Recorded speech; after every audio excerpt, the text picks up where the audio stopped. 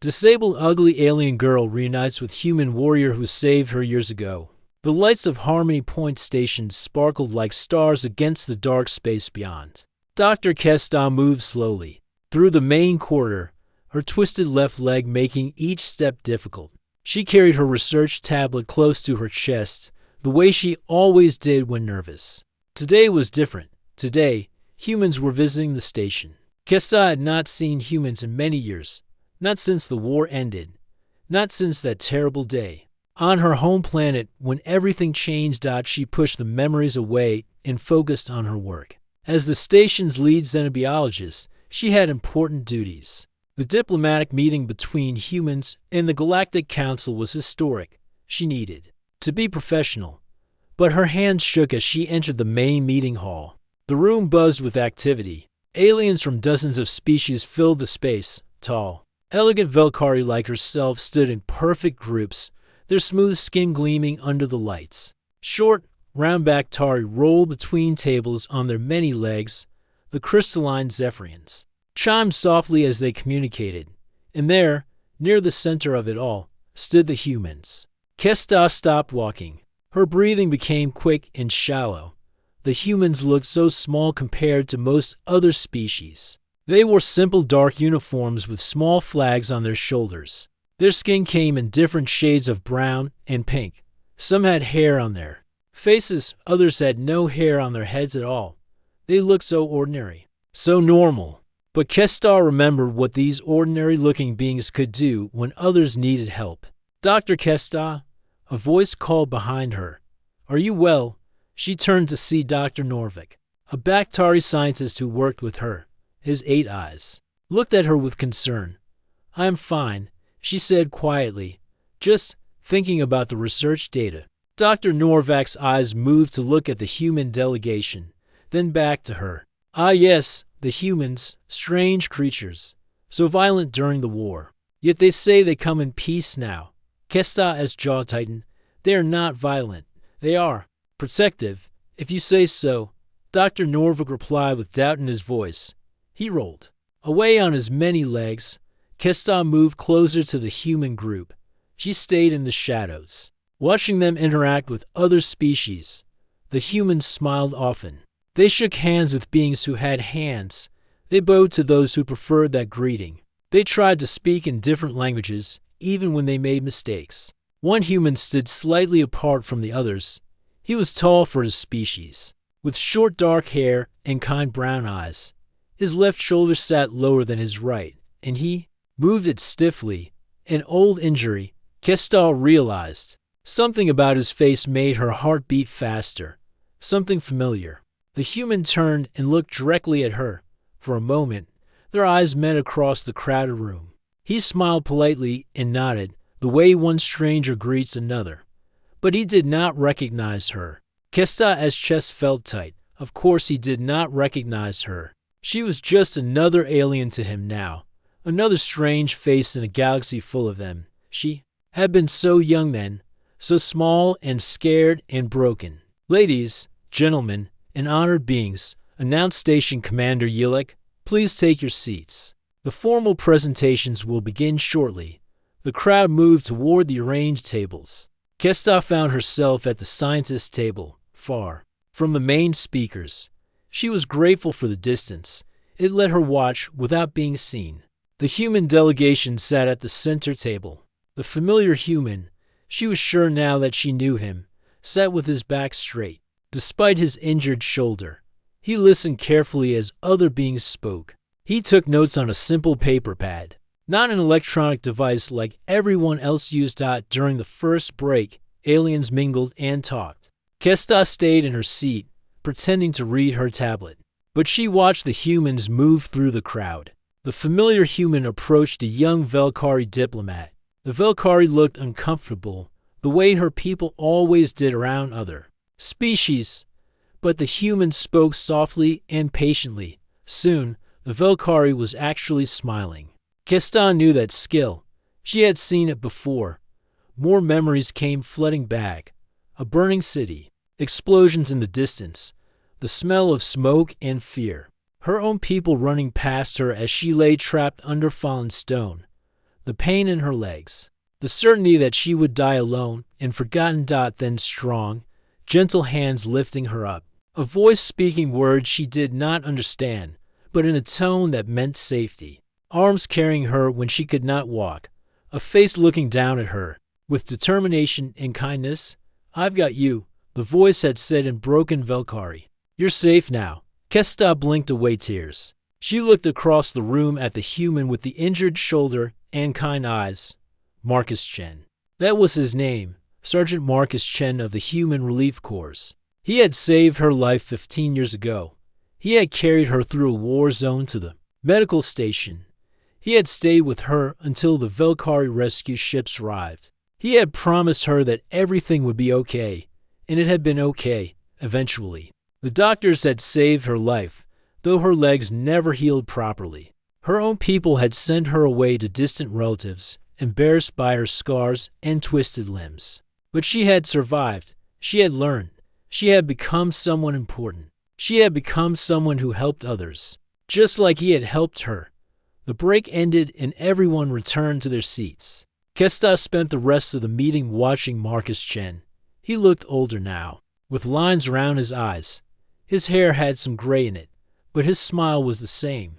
His careful attention to others was the same. When the meeting ended, beings began to leave. Keston knew this was her only chance. Her heart pounded as she stood up. Her twisted leg almost made her fall, but she caught herself. Marcus Chen was near the door, saying goodbye to a Zephyrian official.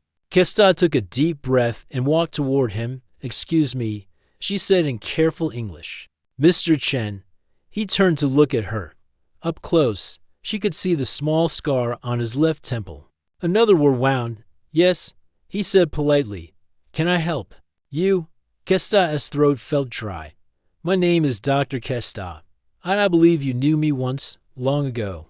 On Velkar Prime, Marcus Chen's eyes widened slightly. He looked at her more carefully, studying her face. During the evacuation, she continued. "Quietly, you carried a small girl to safety, a girl who could not walk. You promised her everything would be okay." Recognition dawned in his brown eyes. His mouth opened in surprise. "The little one," he whispered, "under the rubble. You're her. You're alive." Keston nodded, tears running down her scarred cheeks. "You kept your promise," she said. "Everything did become okay." Marcus Chen stared at Kesta for a long moment. Other beings walked around them, leaving the meeting hall. But he did not move. His eyes searched her face, looking for the frightened child he remembered. "I can't believe it," he said softly. "You were so small, so hurt, I thought." He stopped talking and shook his head. "I'm sorry. I thought you might not survive." Kesta wiped her tears away with the back of her hand. "I almost did not. The doctor said I was very close to dying, but you got me there in time." Marcus looked at her twisted leg, then back to her face. His expression was sad. "Your injuries, they never fully healed." "No," Kesta said simply. "But I learned to live with them. They do not stop me from doing my work." "Your work? What do you do now?" Kesta straightened her shoulders with pride. "I am a xenobiologist. I study how different species' bodies work. I help develop medicines that can heal many kinds of aliens." Marcus's face lit up with genuine happiness. "That's incredible. You help save lives now, just like the doctors who saved you." "Yes," Kesta said quietly. "I learned that helping others is the most important thing we can do." The hall was almost empty now. Marcus looked around, then back at Kesta. "Would you like to get something to drink? I mean, if you have time. I'd love to hear more about what you've accomplished." Kesta nodded quickly. "I would like that very much." They walked slowly to the station's main cafe. Marcus matched his pace to hers without making it obvious. Keston noticed this kindness and remembered how he had been gentle with her injured legs all those years ago. The cafe was quiet in the evening cycle. They found a table near a large window that showed the stars outside. Marcus brought 2 cups of tea, 1 human blend, 1 Velkari. "You remember what my people drink," Kesta said with surprise. Marcus sat down carefully, favoring his left shoulder. "I learned a lot about different species during the war. It helped me communicate better with refugees." Refugees, Kesta repeated. You still help people? Marcus nodded. I left the military 5 years ago. Now I work with the Galactic Refugee Assistance Program. We help beings who lost their homes find new places to live safely. Kesta studied his face. The lines around his eyes spoke of years of hard work. That must be difficult. Seeing so much suffering. Marcus was quiet for a moment. He stared into his teacup. Sometimes it is. Sometimes I remember the ones I couldn't help, and it's hard to sleep. Like me? Did you think I was one you couldn't help? He looked up at her. For 15 years, yes. I wondered what happened to the little girl with the brave eyes. I hoped. She was okay, but I never knew. Kesta reached across the table and touched his hand gently. Now you know. You did help me. You saved my life, and I used that life to help others. Marcus smiled, but sadness remained in his eyes. What about your family? Did they take care of you after the war? Kesta's expression grew cold. My people. They were not kind about my injuries. Velkari society values physical perfection. They sent me to live with distant relatives who saw me as shameful. That's terrible. Marcus said with anger in his voice, You survived the war. You were just a child. It is the way of my people, Kesta said sadly. But it taught me to be strong. I worked very hard in school.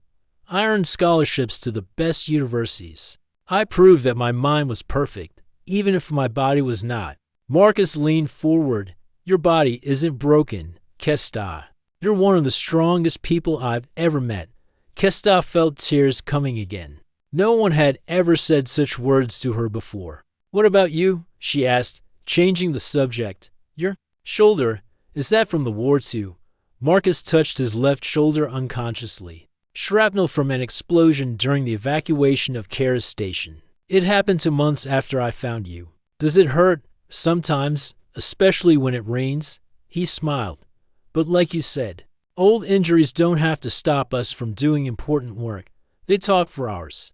Kesta told him about her research, how she discovered that studying the differences between species could lead to better medicines for everyone. Marcus shared stories about the families he had helped relocate, the children who reminded him of her. I have something to show you, Kesta said. She pulled out her tablet and showed him a picture. It was her research team, humans, Velkari, Bactari, and Zephyrians all working together in a laboratory. This is my team, she said proudly. We published a paper last year about cross-species immune responses. It's helping doctors treat diseases that used to be incurable. Marcus studied the picture. You lead this team. Yes, it was not easy. Many species do not want to work with someone who looks like me. But humans, she smiled. Humans judge by what people do, not how they look. That's one of our better qualities, Marcus agreed. Suddenly, the cafe's communication system crackled to life. Attention all station personnel. Emergency bulletin from Galactic Health Council. Report to duty stations immediately. Marcus and Kesta looked at each other with concern. Round them, other beings were standing up and hurrying toward the exits. What could be wrong? Marcus asked. Kesta was already checking her tablet for messages. Her face went pale as she read. There's been an outbreak. A disease on the outer colony worlds. Multiple species are dying. Marcus leaned over to read. With her, the report was brief but frightening. A new plague had appeared on 3 different colony planets. It was spreading fast and killing quickly. No known medicine was working against it. This is bad, Marcus said quietly. Very bad. Kesta stood up, her mind already working on the problem. I need to get to my laboratory.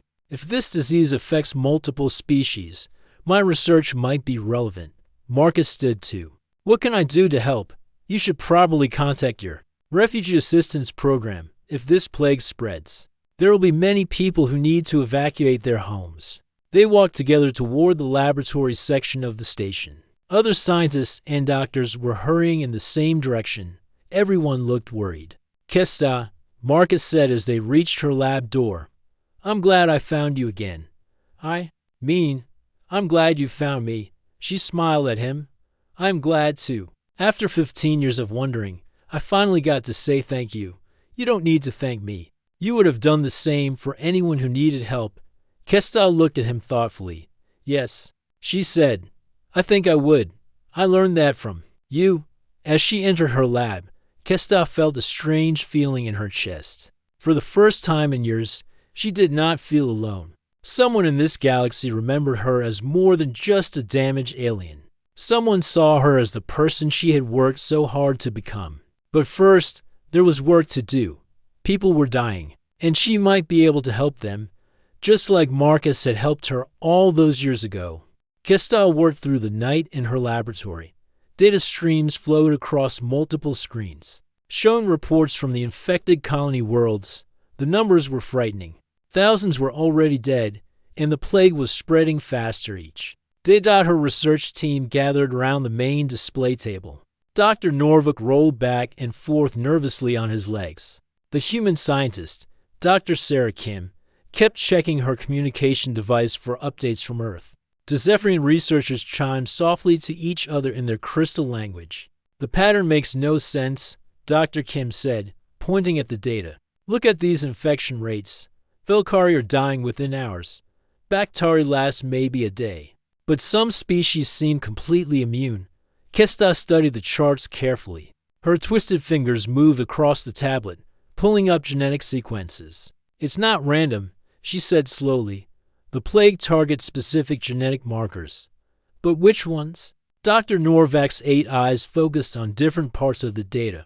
Perhaps it's natural selection. Some evolutionary advantage protecting certain species. No, Kestal said firmly. Natural diseases don't work this way. They adapt to spread, not to target specific genetics so precisely. The laboratory door opened and Marcus walked in. He looked tired and worried. I'm sorry to interrupt. I brought news from the Galactic Health Council meeting. Kestal looked up from her work. What did they decide?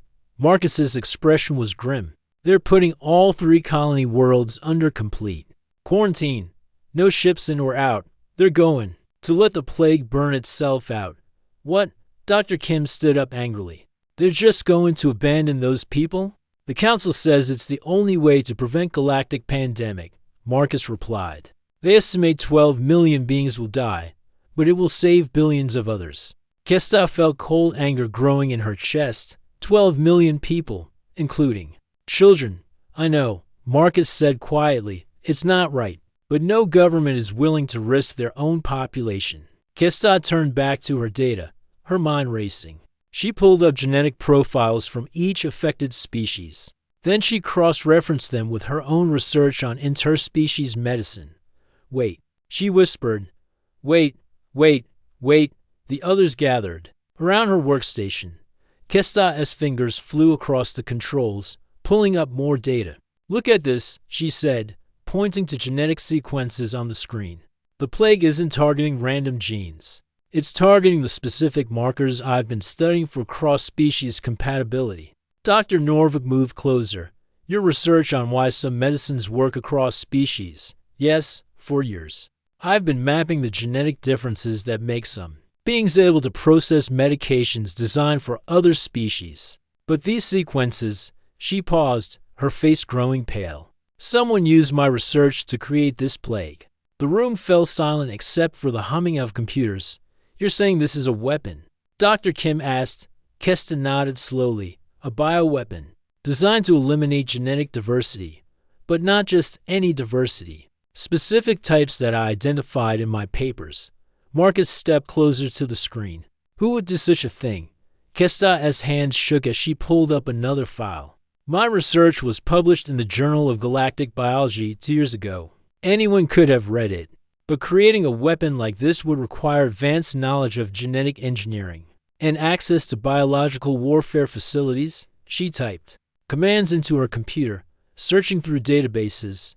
After several minutes, she found what she was looking for. Here, she said, her voice barely a whisper.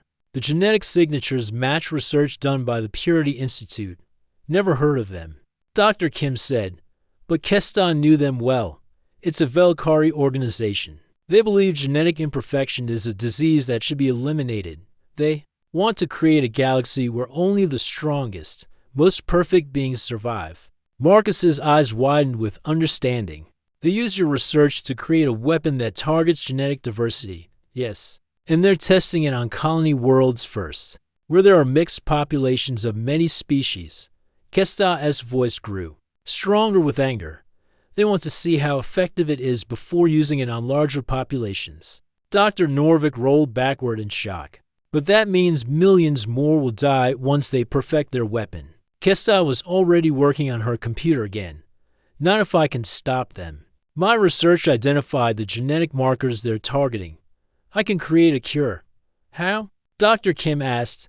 Kesta pulled up her own genetic profile on the screen. Because I have the genetic markers they're trying to eliminate. My imperfect genes are exactly what the plague is designed to destroy. But my immune system has learned to adapt to them. Marcus studied the genetic data, though most of it was beyond his understanding. You're saying you're immune to their weapon, more than immune. My genetic makeup contains the antibodies needed to create a cure. The same genes that made my people reject me. As defective are the key to saving everyone. The laboratory fell, quiet as everyone understood what this meant. But there's a problem, Kesta continued. I can't synthesize enough cure material here on the station. I need samples from the active plague to create a proper treatment. And I need laboratory facilities much more advanced than what we have here. The research stations on the colony. Worlds, Dr. Kim said. They have the equipment you need. But the worlds are quarantined, Dr. Norvik pointed out. No one is allowed to go there. Marcus was quiet for a moment, then spoke carefully. What if someone went unofficially, without government approval? Kesta looked at him with surprise. That would be incredibly dangerous. The plague kills most species within hours of exposure. And if the Galactic Council found out, they would arrest anyone involved. But you said you're immune, Marcus replied. And if you can create a cure, it would save millions of lives. I would need help, Kesta said slowly, the idea taking shape in her mind. Someone to pilot a ship, protect the laboratory while I work. Help me get samples from infected areas. Marcus smiled the same way he had 15 years ago when he promised to keep her safe. I know some people who might be willing to help. Marcus, no, Kesta said. Sudden fear in her voice. You could die. All of you could die. Maybe, he agreed. But 12 million people will definitely die if we do nothing. And millions more after that when they perfect their weapon. Kesta looked around at her research team. Dr. Kim was nodding slowly. Even Dr. Norvik seemed to be considering it. You would all risk your lives for people you don't even know? She asked. Marcus put his hand gently on her shoulder. You taught me something important 15 years ago. Even though you were just a child, you never gave up, even when everything seemed hopeless. You kept fighting to survive. But this is different. This is choosing to walk into danger. No, Marcus said quietly. This is choosing to help people who need us. Just like you've been doing with your research all these years. Just like I've been trying to do with refugee assistance. Kesta looked at the data on her screens. 12 million lives. Maybe more if the weapon was perfected. I'll need 3 days to prepare, she said finally. And a fast ship that can avoid Galactic Council patrols. Marcus grinned. I know just the ship. And the pilot owes me a favor. As her team began making plans for the impossible mission, Kesta felt the same determination that had carried her through years of pain and rejection. The same strength that had helped her become someone who mattered. Only this time, she wasn't surviving alone. This time, she had friends willing to risk everything to help her save others, just like Marcus had risked everything to save her all those years ago. The ship Free Spirit dropped out of hyperspace at the edge of the Kepler 440 system. Through the view screen, they could see the colony world spinning slowly in the darkness. No light showed on the night side where cities should be glowing. Looks dead, said Captain Torres, the human pilot Marcus had contacted. She was a small woman with gray hair and steady hands. Council patrol ships passed through here 6 hours ago. We're clear for now. Marcus checked his equipment one more time. He wore light armor and carried medical supplies. How long until the next patrol? 8 hours. Maybe 10 if we're lucky, Torres replied. Not much time. in the ship's small laboratory section, Kesta prepared her equipment. Dr. Kim helped her pack sample containers and portable testing devices. Both women wore protective suits, though only Kesta was expected to survive direct contact with the plague. "Are you sure about this?" Dr. Kim asked quietly. "Once we land, there's no guarantee we can leave again." Kesta sealed the last sample container. 12 million people are dying down there. We have to try. The ship shuddered as they entered the planet's atmosphere. Through the view screen, they could see the main colony city below. Smoke rose from several buildings. The streets were empty except for scattered vehicles that had been abandoned. Sitting down at the medical center, Torres announced, "It has the laboratory you need, and it's close to the main hospital where the infected are being held." The landing was rough. As soon as the ship touched ground, alarms began sounding from the city's emergency systems. Warning broadcasts filled the air in multiple languages, telling everyone to stay inside their homes. Marcus opened the ship's door and stepped out first. The air smelled of smoke and something else, something sick and wrong. He carried a scanner that would detect the plague particles in the atmosphere. "It's everywhere," he said, reading the device. "The whole city is infected." Kesta stepped out beside him, moving carefully on her twisted leg. She wore her protective suit but had removed the helmet. "I need direct contact with the plague to gather proper samples." "That's insane," Dr. Kim said from behind her suit's faceplate. "Even if you're immune, we don't know how your body will react." "My genetic analysis shows I should be safe," Kesta replied. "But there's only one way to find out for sure." They walked through the empty streets toward the medical center. Abandoned vehicles sat with their doors open. Personal belongings were scattered on the ground where people had dropped them while running for help that never came.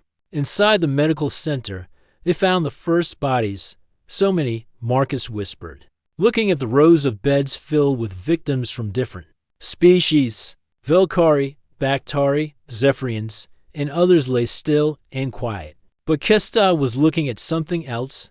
In one corner of the main ward, she saw movement. There, she pointed. Survivors, a small group of beings huddled together near the back wall. They looked up fearfully as the team approached. Most were humans, but there were also Corellian traders and one young Velkari. "Please don't come closer," one of the humans said weakly. "We might be infected." Marcus knelt down at a safe distance. "We're here to help. This is Dr. Kesta. She's working on a cure." The young Velkari looked at Kesta with recognition. "You're like me," she said quietly, "imperfect." Kesta saw that the girl had shortened arms and walked with difficulty. "Yes, I am." "What is your name?" "Sila," the girl replied. "My family sent me here because they were ashamed of me. Now they're all dead, and I'm still alive. The imperfect ones are surviving," Kesta realized. The plague was designed to target genetic perfection, but it can't process the complex genetics of those considered defective. Marcus stood up. "That explains why the humans are surviving longer. Our genetics are more mixed than most species." Kesta moved to the laboratory section of the medical center.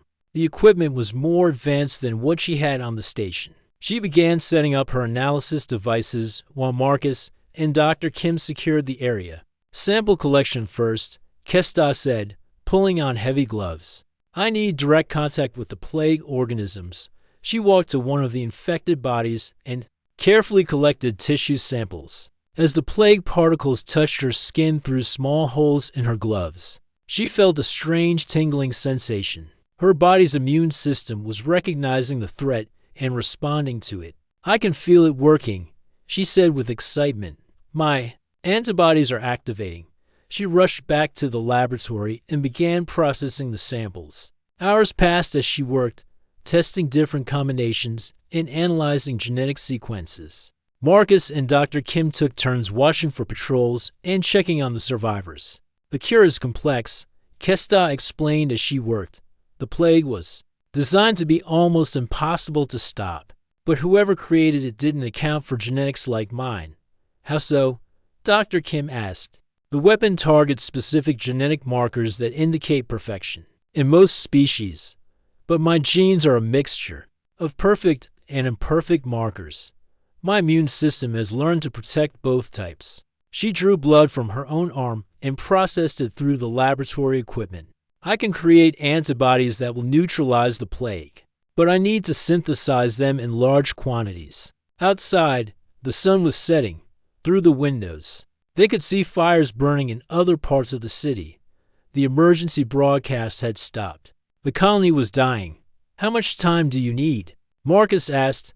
Kestal looked at her progress.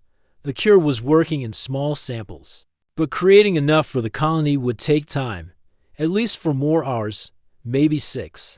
We don't have that long, Dr. Kim said, checking her scanner. Council. Patrol ships are coming back early. They'll be here in 2 hours. Marcus was quiet for a moment, thinking, what if we stay, finish the work even if we can't leave? You'd be trapped here. Kestal said, the council will quarantine this world for months, but we'd have a cure that could save the other colony worlds, Marcus replied, and eventually, someone would come to investigate. They'd find our research. Kestal looked at the survivors. Huddled in the corner, young Scylla was watching her with hopeful eyes. The humans and Corellians were getting weaker. Even though they were surviving longer than other species, there might be another way. She said slowly, instead of synthesizing a complete cure here, I can create a concentrated antibody sample, something small enough to smuggle off-world. Would it work? Dr. Kim asked. If I can get it to a proper laboratory with the right equipment, yes. But I'd need to use most of my own blood to create it. In the process, she paused. The process might kill me. Marcus stepped closer to her. No, we'll find another way. There is no other way, Kestal said firmly. This is what I was meant to do. This is why I survived the war, why I lived through the rejection of my people, why I became a scientist, to save others. She looked at him with the same determination he remembered, from the frightened child under the rubble. You taught me that sometimes we have to risk everything to help people who need us. Outside, alarms began sounding again. The patrol ships were coming. I need 30 minutes. Kestal said, already preparing the equipment. Can you give me 30 minutes? Marcus picked up his weapon and checked the medical center's defenses. You'll have your 30 minutes, I promise, just like he had promised 15 years ago, when a small girl's life depended on his protection. This time, the whole galaxy was depending on them both. The Galactic Council patrol ships appeared in the sky like dark birds against the orange sunset. Their searchlights swept across the colony city, looking for any signs of unauthorized activity. Inside the medical center, Kestal worked frantically. At the laboratory equipment, tubes and wires connected to her arm drew blood while machines processed it into concentrated antibodies. Her face was pale, but her hands remained steady. 20 minutes left. Marcus called from his position at the window. He watched the patrol ships circling overhead. They haven't spotted our ship yet. Dr. Kim monitored Kestal's vital signs on a medical scanner. Your blood pressure is dropping too fast. This process is taking too much from you. I can handle it, Kestal replied. Though her voice was weaker than before, the antibody concentration is almost high enough. In the corner, young Scylla and the other survivors watched silently. They understood that their lives depended on what happened in the next few minutes. Outside, one of the patrol ships broke away from the group and headed toward the medical center. Its searchlight beams swept through the windows. They found U.S., Marcus said grimly. He moved away from the window and checked his weapon. How much more time do you need? Kestal looked at the readouts on her equipment. 10 minutes. Maybe 8 if I increase the extraction rate. That could kill you, Dr. Kim warned. And stopping now will kill millions of others, Kestal replied. She adjusted the controls to draw blood faster. The machines hummed louder as they worked to process the life-saving antibodies. The patrol ship landed in the courtyard outside. Through the windows, they could see armed council soldiers preparing to enter the building. Their weapons were set to stun, but they wore full protective gear. Against the plague, attention unauthorized personnel, a voice called through loudspeakers. You are in violation of Galactic Health Council quarantine protocols. Surrender immediately. Marcus positioned himself between the laboratory and the main entrance. They'll have to go through me first. No violence, Kesta said quickly. We're trying to save lives, not take them. Then what do you suggest? Dr. Kim asked. Kesta thought for a moment, even as the machines continued drawing her blood. Tell them the truth. Tell them we have a cure. Marcus moved to the communication panel by the door. He activated the external speakers. Council soldiers, this is Marcus Chen, former Human Relief Corps. We have a scientist inside who has developed a cure for the plague. There was silence for a moment. Then the voice responded, Mr. Chen, you are ordered to evacuate immediately. The planet is under total quarantine. The scientist is Dr. Kesta of Harmony Point Station, Marcus continued. She has created antibodies that can neutralize the bioweapon. We need 8 more minutes to complete the synthesis. Another pause. Then a different voice came through the speakers, older, with more authority. This is Commander Rix of the Council Health Division. Did you say bioweapon? Kesta gestured weakly for Marcus to hand her the communicator. Commander Rix, this plague was created by the Velkari Purity Institute using my own research. It's designed to eliminate genetic diversity across all species. That's impossible. The commander replied, natural diseases don't target specific genetic markers. Because this isn't natural, Kesta said, her voice growing stronger despite her physical weakness. Check my published papers from 2 years ago. Cross-reference them with the plague's genetic signature. You'll see the connection. The machines around her beeped as the antibody synthesis reached completion. Dr. Kim quickly collected the concentrated cure sample, a small vial of clear liquid that contained the hope of the galaxy. I have it, Dr. Kim announced. The concentrated antibodies are stable. Kesta tried to stand but swayed dangerously. Marcus caught her before she could fall. Easy. He said gently, you've lost a lot of blood. But it worked, she whispered. The cure will work. Outside, they could hear the council soldiers talking among themselves. Commander Rix's voice came through the speakers again. Dr. Kesta, our preliminary scans confirm unusual genetic markers in the plague organism. If what you're saying is true, this is an act of biological warfare. It is true, Kesta replied. And if you don't act quickly, they'll perfect the weapon and use it on more populated worlds. The main doors to the medical center opened slowly. Commander Rix entered, still wearing protective gear, but with his weapon lowered.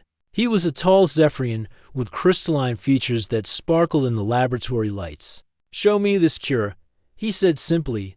Dr. Kim held up the vial of antibodies. This is a concentrated sample. It needs to be synthesized in larger quantities, at a proper medical facility, but it will neutralize the plague. Commander Rix studied the vial, then looked at Kesta. She was leaning heavily against Marcus, but her eyes were alert and determined. You risked your life to create this? The commander asked. She nearly died making it, Marcus said, and she'll die if we don't get her medical attention soon. Commander Rix was quiet for a moment. Through his crystalline features, they could see him processing the situation. Our medical ship has facilities to synthesize this cure in large quantities. But first, we need to verify that it works. Test it on me, said young Sila, stepping forward from the group of survivors.